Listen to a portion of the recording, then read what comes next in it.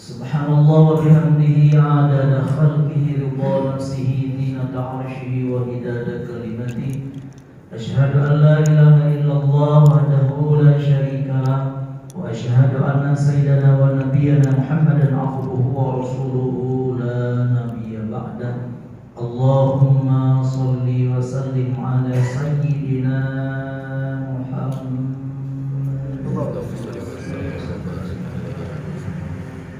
wa ala alihi wa sahbihi wa dhurriyyatihi ajma'in wa man tabi'ahu ila yaumiddin.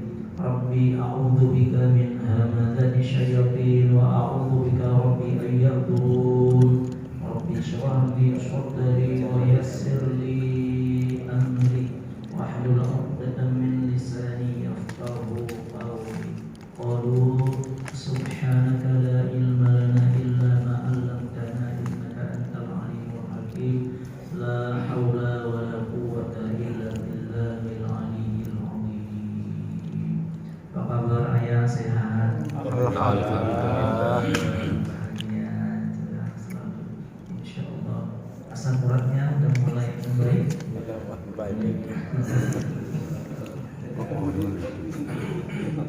Insyaallah ya.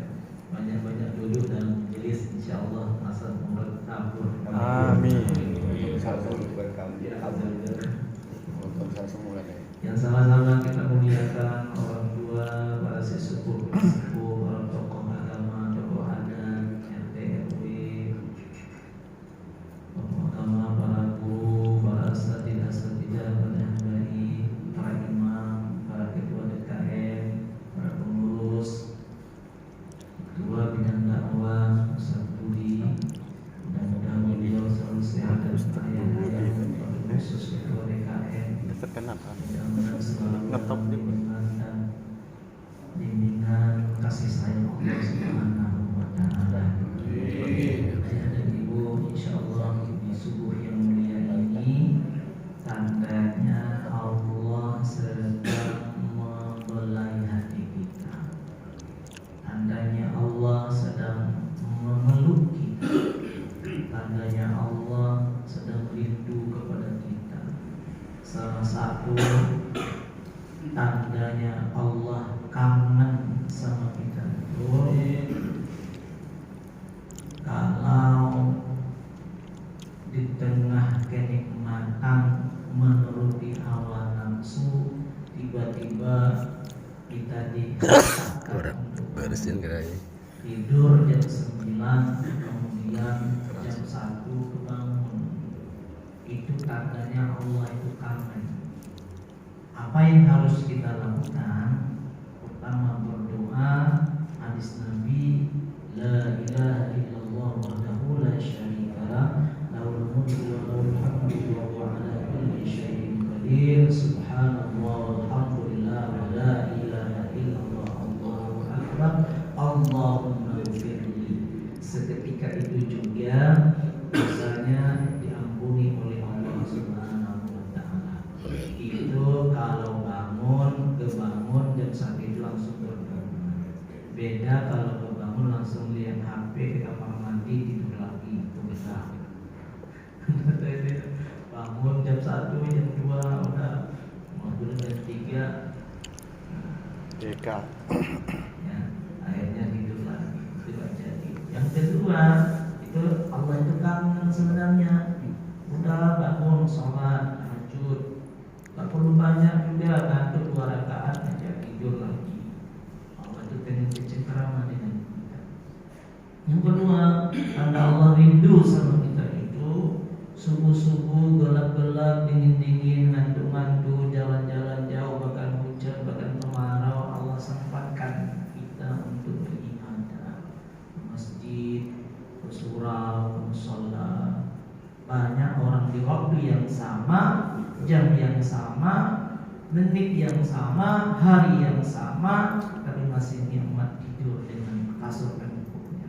Tapi oleh Allah dihentakkan hati kita, dimudahkan langkah kaki kita untuk beribadah di salat subuh. Nanti kalau kita bahas fadilah subuh saja itu ada 10. Datang ke masjid ini tanpa isyraq ya, itu ada 10. Nah, ini beda, insya Allah pendapat lagi. Ya, ada 7 sebenarnya karena Allah rindu itu. Hari ini pengurus membebankan kepada Ananda melahirkan untuk sedikit kita mensyukuri kemerdekaan Republik Indonesia ini. Ayah bunda yang dirahmati oleh Allah Subhanahu wa Ta'ala, kalau makna syukur itu kita harus tahu dasarnya apa yang harus kita syukuri. Kalau itu berbentuk nikmat, wajib malah kita syukur.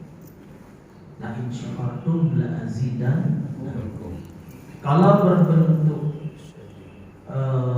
maksiat, wajib kita jauhi. Tidak boleh kita mensyukuri. Artinya boleh juga kita mensyukuri, tapi mensyukuri terjauh dari banyak maksiat. Berkaitan dengan kemerdekaan kita hari ini sampai 78 tahun hari ini, ya, kita lihat kejadian dan waktu saat kenapa bisa merdeka Republik kita ini.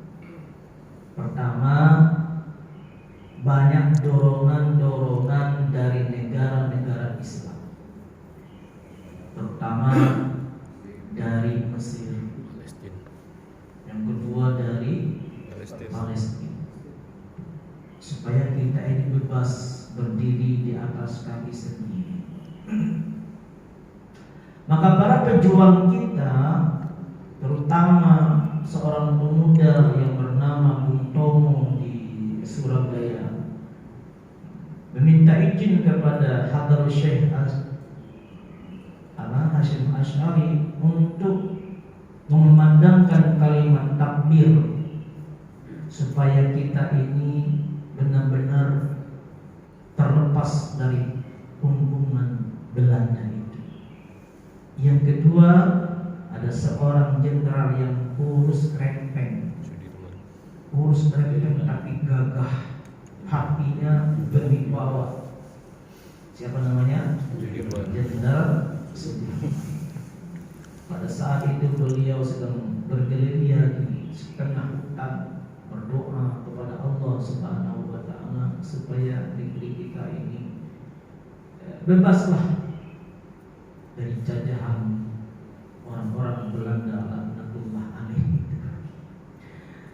Maka sepakatlah para tokoh-tokoh, Bung Karno dan Hatta, diambillah hari waktu yang tepat itu, yaitu pada hari Jumat. Jumat lagi bayar. Saksinya saksi hidup ya. Iya, nanti direksi ya. Deka belum lahir. Saksi lagi. Kenapa di hari Jumat itu? Karena kalau kita lihat sejarah Bung Hatta, mana ya? Bung Hatta itu bukan hanya seorang pejuang nasionalis, juga seorang agamis, paham agama. Seharusnya begitu presiden kita, pemimpin kita yang paham agama, nggak diam aja, maksudnya dia mengamalkan ilmunya. Beliau sadar betul setiap hari beliau bersyahadat asyhadu an la ilaha illallah, sama seperti kita ini, Pak. Kita manusia ini mulia, paling mulia di antara makhluk-makhluk yang lain. Tapi kemuliaan kita ini ada makhluk yang paling mulia. Siapa dia? Para Rasul, para Anbiya, wabil khusus Muhammad Rasulullah SAW. Sadar betul dia. Begitupun dengan hari, ya, hari yang 7 hari itu bukan hari Rabu, Kamis, Jumat, hari yang lain Sabtu, Minggu enggak mulia, tapi ada yang lebih mulia, yaitu di hari Jumat. Maka orang-orang saleh dulu itu bahkan kalau saja jauh-jauh deh, engkong kita setiap malam Jumat pasti agak repot dia. Betul nggak? Oh, nanti malam Jumat, apa dia itu?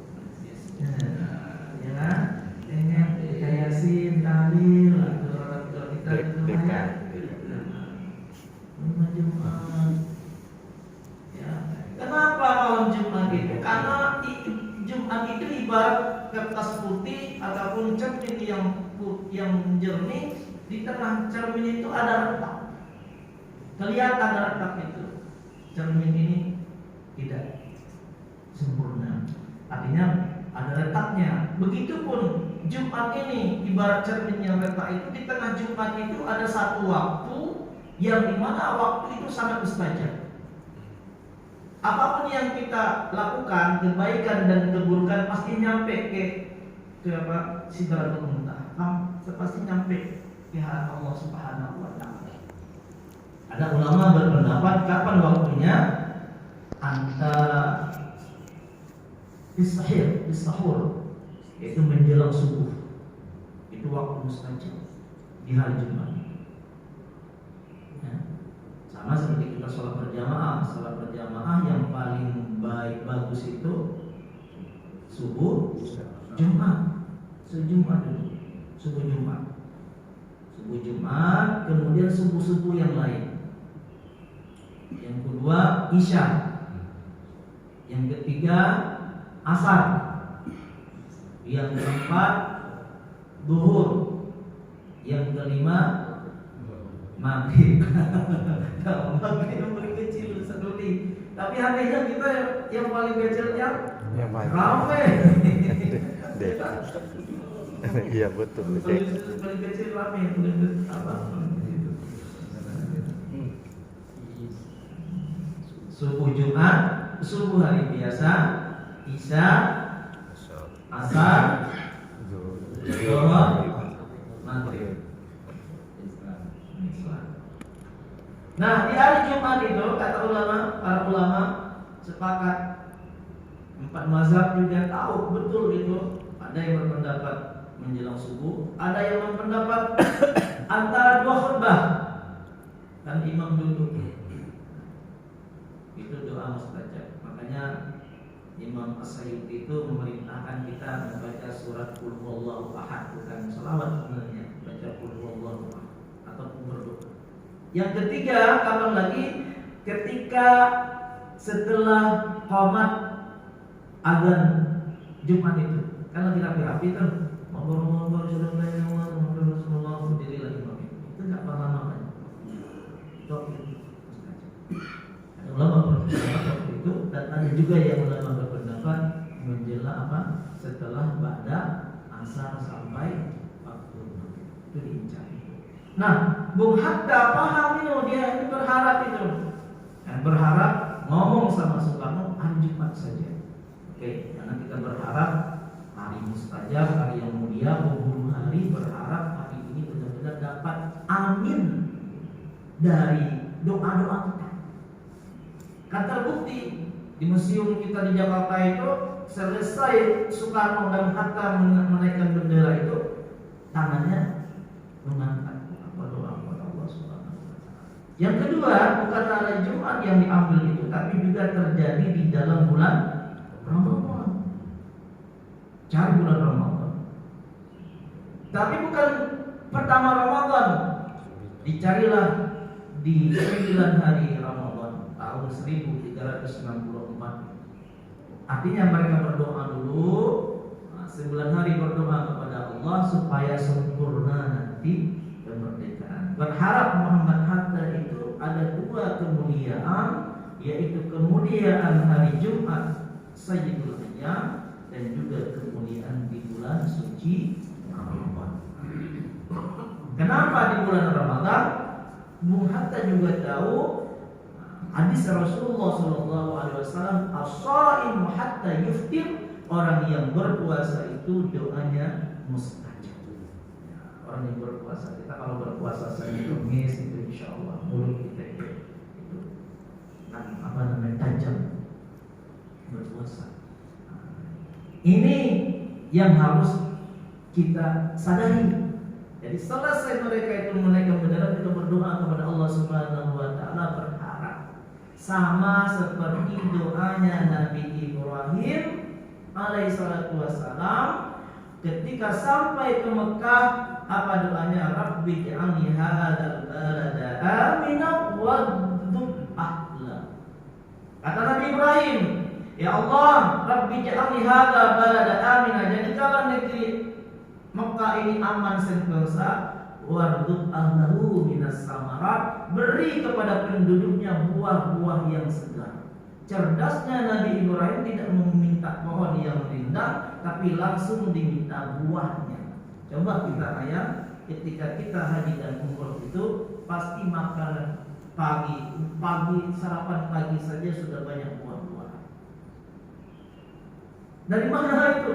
Dan sepanjang jalan dari kota Madinah ke Makkah tidak ada pohon-pohon, kan tersangka karena doa Nabi Allah Ibrahim alaihissalatu wassalam. Langsung cerdas, ya Allah, beri kepada penduduk kota Makkah Madinah ini yaitu buah yang segar. Wah, macam benar kan ya? Makan siang, makan malam. Oh, buah yang begitu. Apalagi kalau kita dikasih jatah untuk mencicipi makanan Arab. Itu roti Pak segede orang, durian segede orang, gede-gede kepala kita ini diminta. Nah, apa yang harus kita lakukan? Kita harus sadar bahwa anak-anak kita saat ini ketika merayakan kemerdekaan Republik Indonesia, kadang kita kurang menceritakan hal ini. Nah, wahai anak-anak remaja putra dan putri, silahkan kalian merayakan HUT Republik Indonesia ini. Ingatlah dulu ketika Bung Karno dan Hatta itu dengan berdoa kepada Allah Subhanahu wa taala, dan doa itu dibuktikan di museum dan juga di alam dada dalam satu catatan buku. Apa? Kemerdekaan Republik Indonesia ini adalah berkat rahmat Allah Subhanahu wa taala dan diikuti oleh keinginan Allah.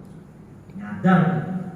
Maka yang kedua, bukan hanya hari Jumat, tapi ada di situ terlibatnya Allah, pertolongannya Allah Subhanahu wa taala. Memang benar, ya, memang benar ikhtiarnya Tengku Umar. Tengku Umar itu Pak, ya, ada membuat siasat. Kenapa di Aceh itu Belanda bertakut? Jadi ketika masuk ke tanah Aceh itu, kata Tengku Umar, jajar semuanya 2 orang. Jajar semuanya 2 orang itu, yang satu berdiri, yang satu lagi nungging ke laut, dan pantatnya itu dicat kayak mencium meriam. Dikira sama orang Belanda, Masya Allah, katanya, oh hebat orang Aceh katanya. Kenapa? Itu sepanjang pinggiran pantai itu meriam banyak. Kalau kita masuk hancur. Padahal itu orang hanya berdiri 2 orang. Yang satu berdiri, yang satu lagi nungging, pantatnya dicat kayak mencium meriam, hancur.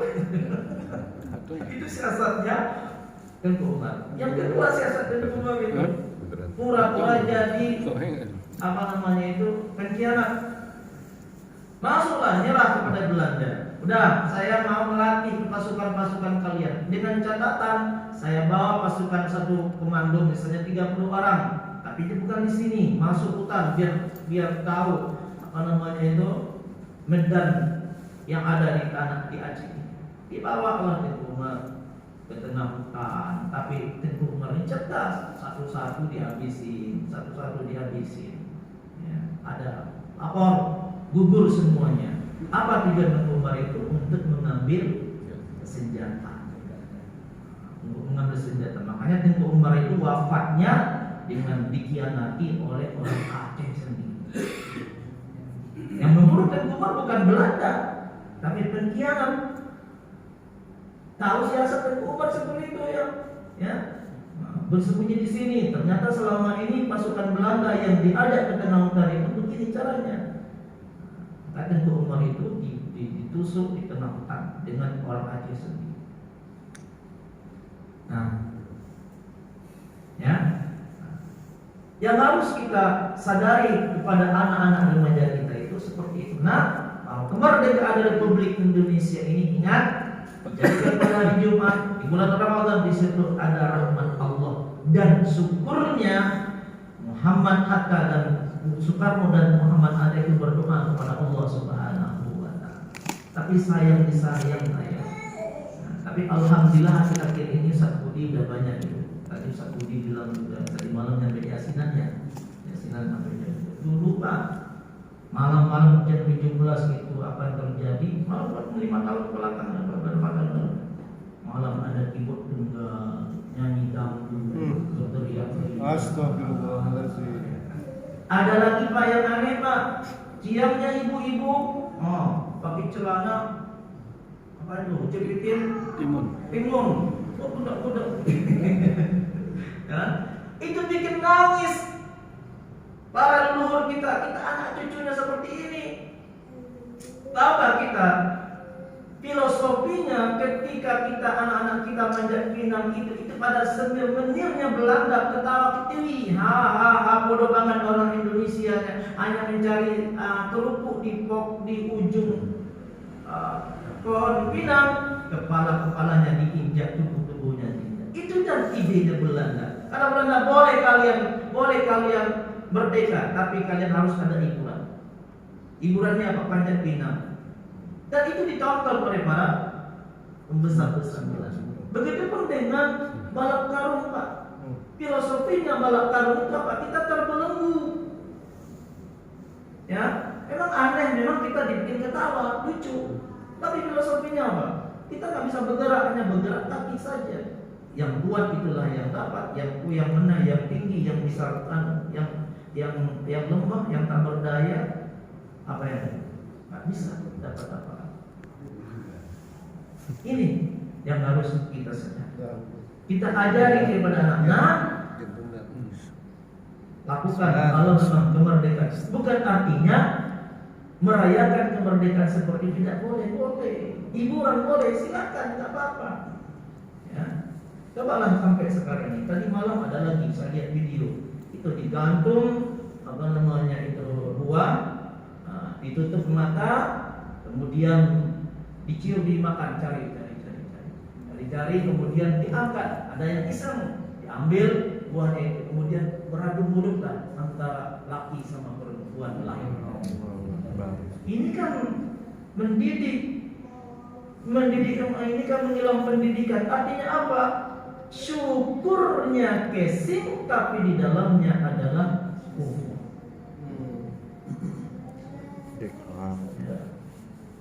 Makanya Allah itu kadang nggak heran sama kita ini. Mau diturunkan bencana, masih banyak orang berzikir, orang aki-aki masuk pada itu tengah malam, mau diturunkan bencana, anak-anak bayi masih terlahir, mau diturunkan bencana, masih banyak binatang-binatang ternak cari makan, kata Allah. Ya. Makanya Allah Subhanahu wa Ta'ala berfirman, walau anna ahlal qura amanu wattaqau. Andaikan penduduknya beriman sebagaimana di kota Makkah dulu, la fatahna alaihim barakah. Kami turunkan keberkahan minas sama dari langit. Dari langit turun apa? Hujan. Hakikatnya hujan itu menumbuhkan benih-benih padi di sawah. Kalau saya dulu petani Pak sama. Kita ketika habis tanam padi, seminggu kemudian dicari air. Gak ada air, mohon kepada Allah biar hujan. Kalau gak ada hujan, padi kita mati. Hakikatnya hujan turun untuk menyirami, menyuburkan. Tapi apa yang terjadi? Hujan di negeri kita ini bukan hujan rahmat. Ya, bukan hujan rahmat, bahkan hujan laknat. Di Arab, di tanah Makkah tadi itu, mereka mencari air yang keluar gas. Mereka mencari air yang keluar minyak yang berkelas dunia. Tapi kita di negeri kita ini mencari minyak yang keluar lumpur itu. Benar loh.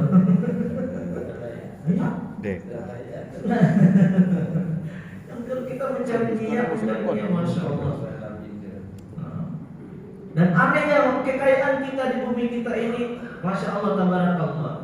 2010 dulu saya diundang ceramah ke Laut Cina Selatan, Pak. Di tengah laut, di atas tanker minyak, ngebor minyak. Berapa lama saya di sana? Saya sebulan. Nah, habis sholat subuh tausiah, habis sholat maghrib tausiah, berkosong gitu di atas itu, tanker kebudi atas gelap minyak itu. Ada lah apa namanya itu? Selangnya. Pipa minyaknya itu. Ustaz, ini kita nyedor minyak dari laut. Hebat Pak. Iya. Kemana anunya? Ke Jakarta? Bukan Ustaz. Kemana? Singapura. Hah? Singapura. Iya tuh ya. Ke Singapura. Kilang minyak yang kita isap di Laut Cina Selatan itu. Ke Singapura diolah. Akhirnya nanti dijual lagi sama kita kan ya. Sini lah, apa yang aneh? Jadi akhirnya kita Sama Pak Cadi. Iya. dan aneh gitu kan ya. Lafatana alaih barakatan minas sama, dibuka keberkahan oleh Allah dari langit wal ard dan dari bumi. Kayak tadi di Mekah. Keberkahan di Mekah itu tanaman tidak ada, buah-buah rambutan, pohon rambutan, pohon mangga, pohon durian tidak ada di kota Mekah itu, Pak, nggak ada. Cuma ada kurma. Tapi kenapa ketika kita makan malam, makan siang, makan sarapan pagi di kota Mekah, Madinah itu buah-buah banyak sekali. Makan dengan wal ard karena dikeluarkan oleh Allah dari bumi itu berkah. Kita Pak, bumi kita ini subur makmur dari Aceh sampai ke Irian sana itu. Saya naik helikopter di Aceh itu ada helikopter kecil yang punyanya Bu Susi, penumpangnya itu 3 orang atau 7 orang itu naiklah pesawat helikopter itu ditutup kuping. Itu Masya Allah kelihatan banget bumi, hutan-hutan rindang-rindang sekali, bagus sekali ya Allah. Nah, saya punya gunung juga di Aceh itu, katanya di dasarnya itu ada emas. Kalau diambil kaya saya Pak. Tinggal digali aja. Ada satu gunung Pak Usman di eksplor. Ya? Oh, kalau mau boleh. Nanti saya tinggal digali aja kan ya. Nah, apa yang harus kita lakukan? Kita itu harus review ulang. Jangan-jangan Allah marah selama ini kita tak mensyukuri kemerdekaan ini seperti ini. Malamnya joget dangdut, bersukaria, Masya Allah seperti itu. Nyanyinya apa? Kalau nyanyi dangdut, kucing garong, kemudian yang paling sedih, apa lagi sedih? Sopan nyanyinya. Lebih baik kau bunuh aku dengan pedangmu daripada aku mati bunuh diri. Nah iyalah, karena nyanyinya dibunuh dengan pedang ya. Pemilu yang kemarin itu 600 PPPS kemana, nggak ada kabarnya. 6 syuhada hilang begitu saja, dibunuh terus ya kan. Mohon maaf. Boleh saya kasih kabar Pak ya? Boleh ya? Apa yang kita pikirkan itulah yang kebiasaan pada diri kita. Apa yang kita tengok, apa yang kita pikirkan, yang terlintas dan itulah yang terjadi dalam diri kita. Saya mau minjam dokter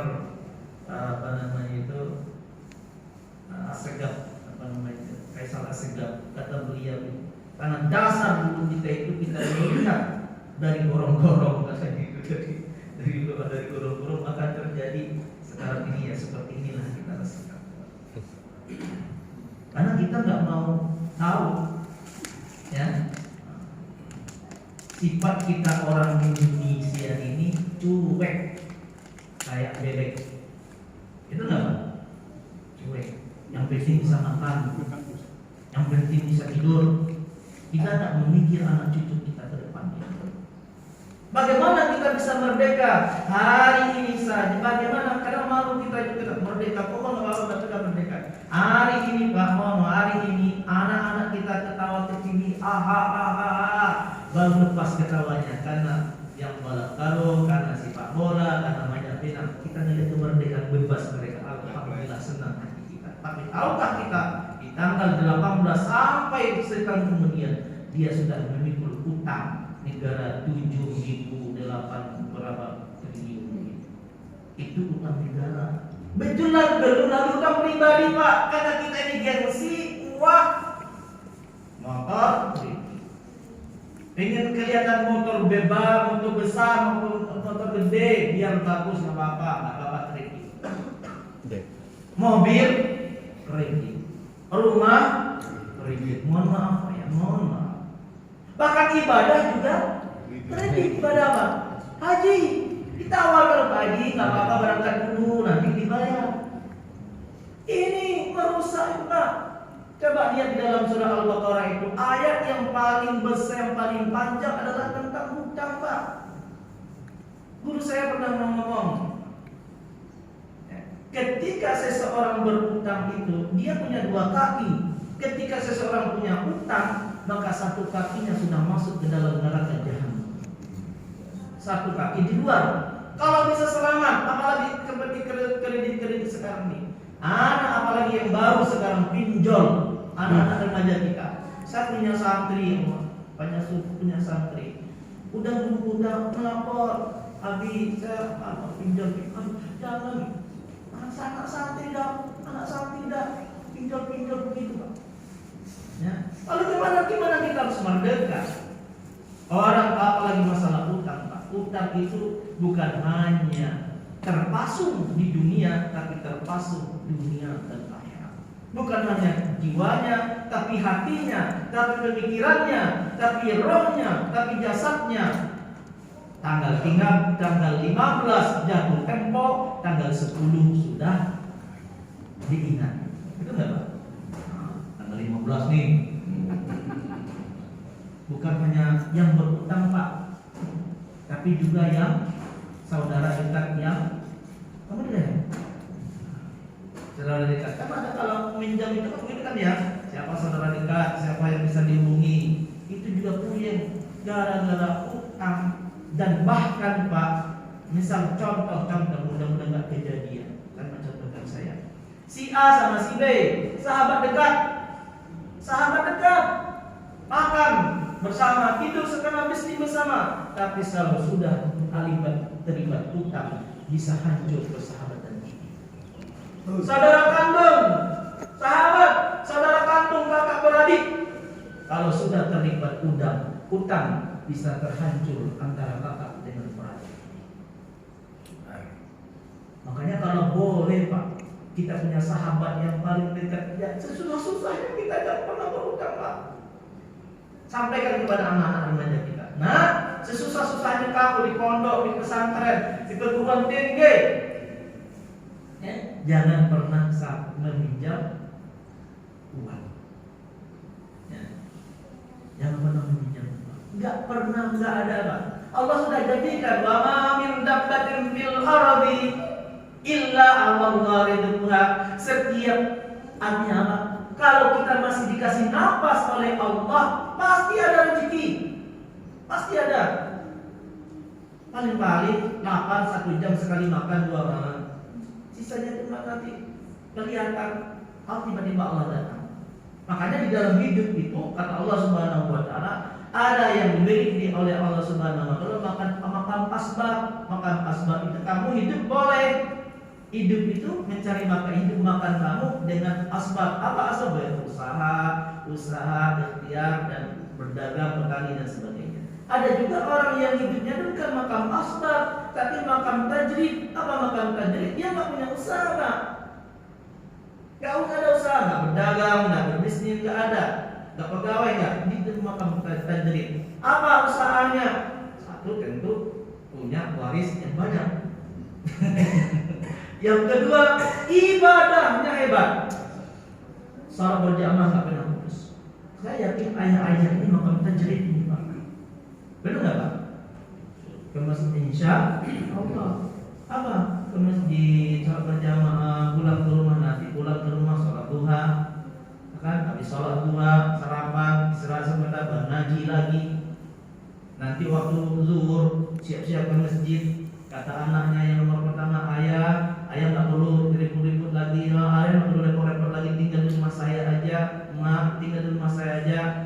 Pasti kita punya anak nanti itu, yang satu, nomor dua, nomor tiga, minta Allah ini, ayah ini ada sedikit rezeki, mak ini ada sedikit rezeki, itu kita disebut dengan makam tajrid, Pak. Syukuri itu. Sisa-sisa seperti ini kita makan tajrid, nggak perlu lagi. Alhamdulillah Ustaz, anak nomor 3 sekali kirim 30 juta, anak nomor 1 dikali sering 15 juta, udah banyak lagi nih. Pengen buka ruko itu di Cibubur. Ini merendahkan diri kita. Kata Allah, kata Imam Ibnu Athaillah al-Iskandar itu merendahkan diri kita sendiri. Kita sudah dijadikan oleh Allah sebagai ahli ibadah, maka tajrid tak perlu lagi mikir-mikir berusaha. Para ulama, para kiai yang istiqomah, kerjanya apa? Salat, beribadah, baca Quran, salawat, itu aja 24 hari. Ngajar sana, ngajar sini, dakwah sana, dakwah sini. Itu sudah aja dijaga oleh Allah, rezekinya disebut dengan makam tajrid. Bapak makam tajrid, istri makam tajrid. Makam itu istri makam tajrid. Apa makam tajrid itu?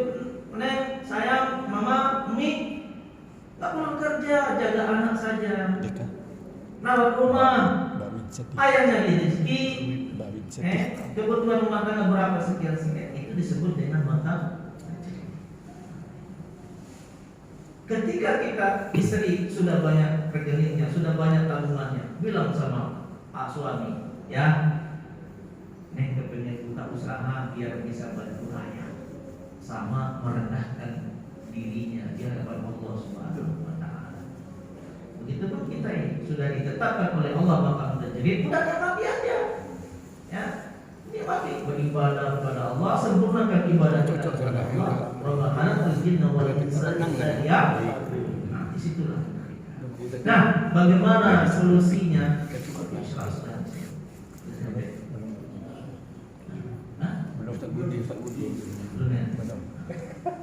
Apa yang harus kita lakukan keadaan kita seperti ini? Memang para ulama bersepakat ini zaman kita ini, Pak. Zaman kita ini, Pak. Saya punya firasat, bukan firasat saya, bagus ya. Kayaknya yang menang ini nanti ini orang-orang yang menghancurkan agama juga. Kayaknya. Mudah-mudahan jangan sampai. Tapi kalau suasana seperti ini, Pak, kita ini. Makanya alhamdulillah Masjid Al-Muhajirin ini salah satunya menguatkan akidah kita Pak dulu seperti ini, Pak. Duduk dalam majelis ini. Apa yang harus kita lakukan? Kembali kepada Al-Quran. Kembali kepada Al-Quran. Coba lihat undang-undang yang ada di DPR. Tahun ini digantilah. Tahun depan diganti. Tahun depannya diganti. Hancur berantakan seperti itu. Kenapa? Karena tidak kembali kepada Al-Quran. Tapi Al-Quran sekali turun itu undang-undang hidup kita seumur hidup, tidak pernah diganti. Saking hebatnya Al-Quran. Orang bisa hafal Injil, Taurat. Coba tanya sama orang Kristen itu, apa enggak Taurat? Enggak bisa. Enggak bisa hafal Taurat. Ada enggak orang Yesus yang hafal Al-Quran? Enggak bisa hafal mereka. Kenapa? Karena setiap tahun Taurat itu berganti-ganti. Ayatnya diganti lagi, makanya mereka nggak bisa hafal. Kita Al-Quran ini bisa hafal kenapa? Karena sekali turun. Kekal selama-lamanya, itulah Al-Quran. Fondasi hidup kita, bisnis ada di Al-Quran. Makanya kita jangan termakan dengan olahan narasi yang sesat menyesatkan sejak kita kecil. Apa katanya? Para kiai, para ajengan, para tengku, para abu, para syekh, para haji nggak boleh berpolitik. Sama deh. Ya, berpolitik kami-kami saja, cukup ngajar, cukup agama saja diurus. Ini narasi Belanda. Padahal di dalam Al-Quran semua ayat termasuk walau anna ahlul qura tadi itu pun ayat politik. Karena kita baku kalau diasahlah pikiran kita dulu. Ada kiai itu udah berpolitik ya, malah jangan diundang. Oh Pak kiai itu udah politik, jangan masukkan ke situ santrinya. Salah. Karena kita dimakan oleh narasi-narasi yang lain. Narasi dulu terbaru apa katanya nggak apa-apa pemimpin itu kafir jujur daripada Islam korupsi. Itu narasi kenapa narasi nggak benar? Ada narasi dalam tauhid lagi Pak. Kalau mengaji tauhid itu bukan anak-anak muda, tapi orang-orang tua saja. Baru mengaji tasawuf dan tauhid. Itu narasi-narasi Belanda. Kenapa? Karena kita tidak dikuatkan hati kita ini dengan tauhid kepada Allah Subhanahu wa taala. Makanya kita harus kembali kepada Al-Quran. Alhamdulillah, Masjid Al-Muhajirin ini Pak, setiap pekannya ada kajian datang untuk menguatkan hati kita ini. Karena ke depan banyak sekali. Alhamdulillah 2023 ini masih ada kajian di Masjid Al-Muhajirin ini. Enggak tahu Pak, apa 10 tahun lagi kemudian nanti apa masih ada kajian di tempat kita ini. Alhamdulillah subhanahu. Maka apa yang harus kita lakukan? Satu, kembali kepada Al-Quran. Baca Al-Quran. Ustaz, kalau baca Al-Quran kan harus paham maknanya. Enggak begitu juga Pak. Al-Quran itu ada 5. Satu, baca. Yang kedua, hafal. Yang ketiga, pahami. Yang keempat, amalkan. Yang kelima, dakwahkan. Ini kalau bisa kelima-limanya bagus. Tapi kalau tidak bisa, nomor 1 juga boleh. Kata Rasulullah SAW, alladzi yaqra'ul Qur'an yatatatta. Orang yang membaca Al-Quran, alladzi yaqra'ul Qur'an wa huwa mahirun bih. Orang yang baca Al-Quran yang mahir, yang pintar baca Al-Qurannya, ma'a safaratil kiramil bararah, kemana dia pergi dikawal oleh malaikat Allah Subhanahu wa taala. Walladzi yaqra'ul Qur'an yatatatta. Orang yang baca Quran terbata-bata, enggak paham ini, enggak paham maknanya, baca aja, ya tak. Kata Allah Subhanahu wa taala, dia mendapatkan 2 pahala. Pahala baca dia dapat, pahala terbata-bata dan juga udah lancar nih. Bacanya dapat, enggak bisa ya.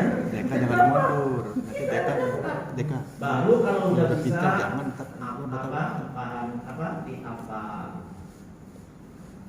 Saya usah langsung hafal dulu. Alhamdulillah. Nanti ditanya malaikat di padang mahsyar, yang hafal.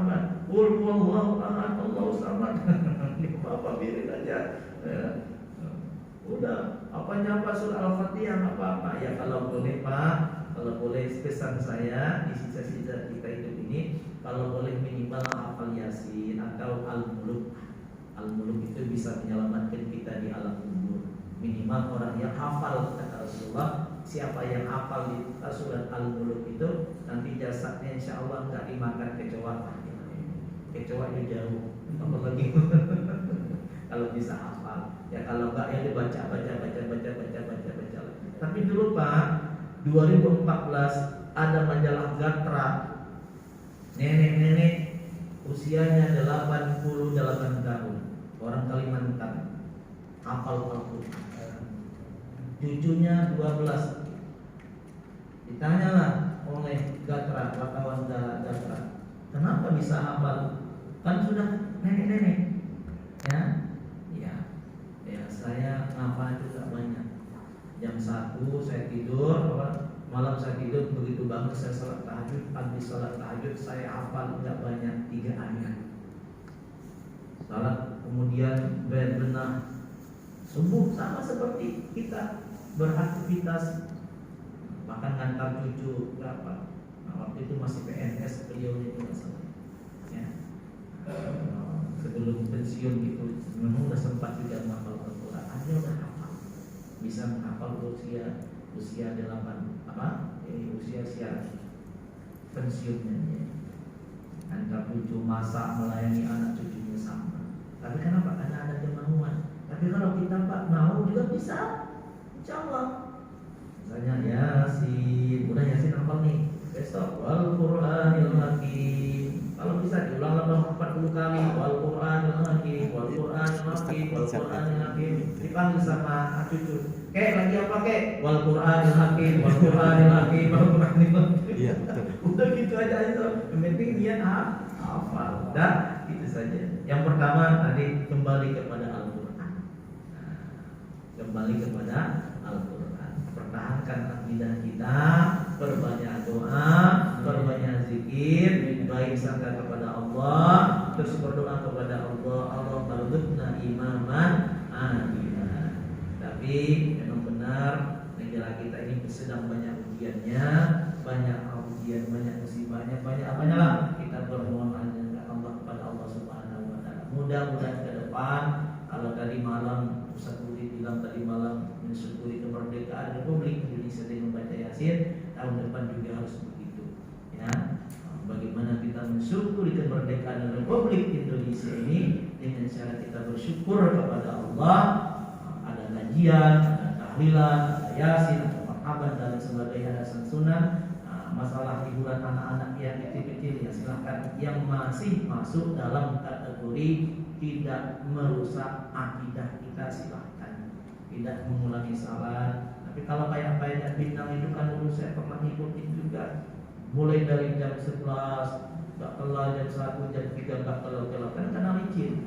Salat zuhur hilang begitu saja, sambung lagi gak kelar juga, asar lewat, salat asar hilang begitu saja. 2 waktu sudah hilang begitu saja. Yang anehnya juga sama seperti yang sudah terjadi. Ada pertandingan bola di negeri kita ini. Yang anehnya pertandingan bola waktu maghrib, penonton yang datang sebelum asar. Ya kalau ingat salat, asar bisa salat di stadion, maghribnya udah mulai waktu sepak bola. Maghrib pada orang salat, kok kita main bola. Nah ini kalau boleh. Mudah-mudahan sampai sama-sama pengurus-pengurus. Ya ingat kita kepada Allah, jangan sampai kita mengkhianati Jenderal Sudirman, jangan sampai kita mengkhianati Bung Hatta, jangan sampai kita mengkhianati jenderal-jenderal para pejuang-pejuang kita dahulu. Mudah-mudahan negeri kita ini menjadi baldatun thayyibatun. Itu saja yang bisa